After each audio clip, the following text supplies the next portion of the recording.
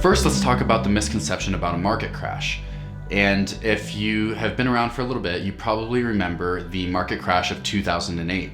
And during this time in 2008, there was something that happened in which we call deregulation. And in short, people were taking out loans that they couldn't afford. And the lenders relaxed their standards in order to lend money to unqualified home buyers. And there wasn't regulations to protect the buyer.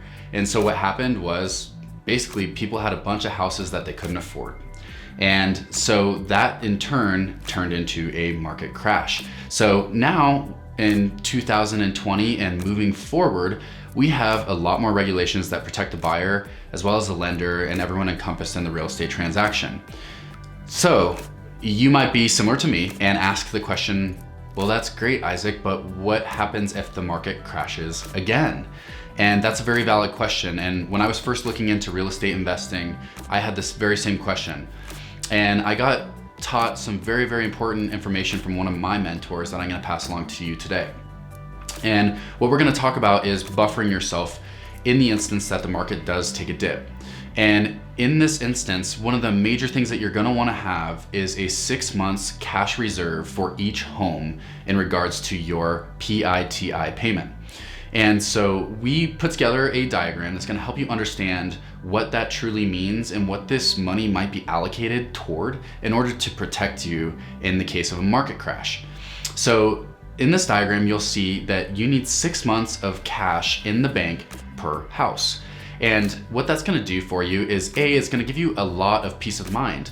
If you know that you have cash reserves, then if you inherit something that is unforeseen, you know that you have capital to go and take care of it.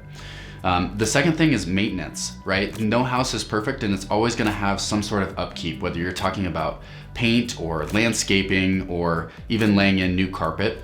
There's gonna be some costs that come up over time. So we're gonna wanna have a little bit of a nest egg in order to take care of some of those unforeseen expenses that are gonna surface and not lose sleep over it. The other thing that's important is, let's say that the market really dips and you need to get rid of a property.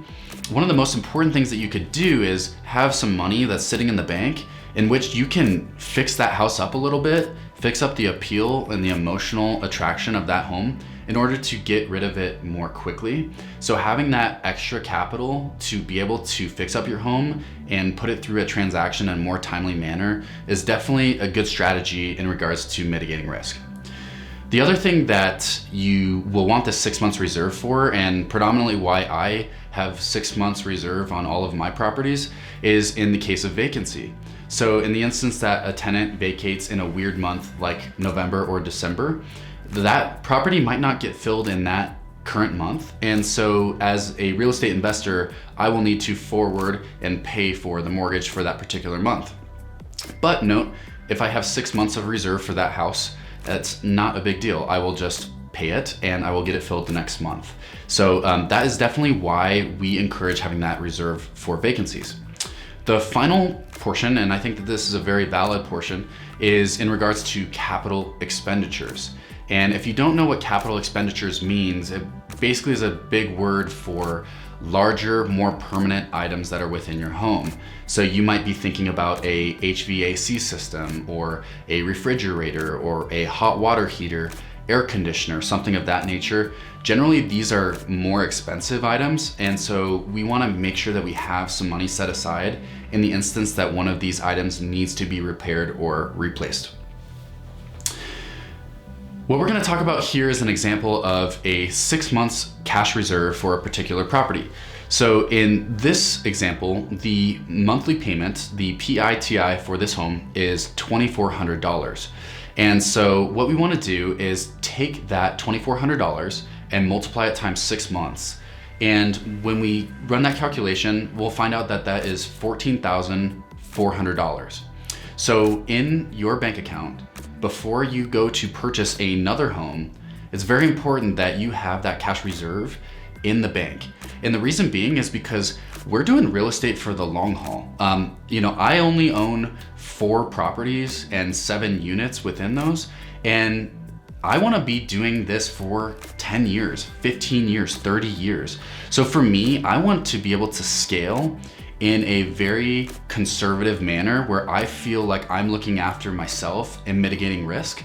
And I would rather scale a little bit slower and feel like I'm safe and secure and my investments are safe and secure than to get stretched thin every single month and then feel the financial pressure of if something doesn't go perfectly right, that I might not be able to make the payment. It's just not worth it. So set up your 6 months reserve and make sure that you have discipline in doing so for each and every property that you purchase. So then you are covered all the way around and you can continue to grow your portfolio and grow that wealth that we're all aspiring to get.